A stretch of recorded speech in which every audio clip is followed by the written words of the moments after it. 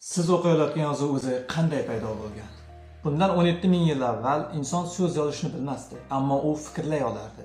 Buni Fransiyadagi Lasko g'ori rasmlari isbotlaydi. Bu rasmlar yozuv emas, ammo yozuv tomonga olib borgan eng birinchi qadam hisoblanadi. Vaqtlar o'tdi va inson fikrni rasm bilan emas, aynan belgi bilan ifodalay boshladi. Miloddan avvalgi 3500-yillarda Mesopotamiyada mixxat, qadimgi Misrda esa iyerogliflar paydo bo'ldi.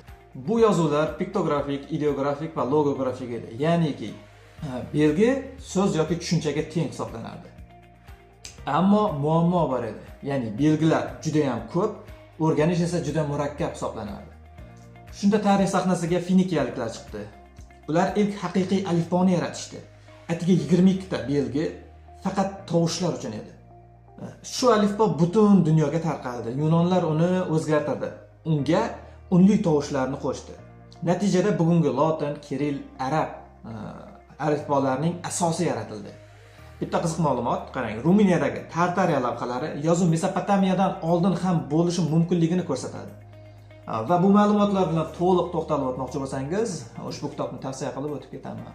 Sog' bo'ling, sizlar bilan Farruh Maqsudov.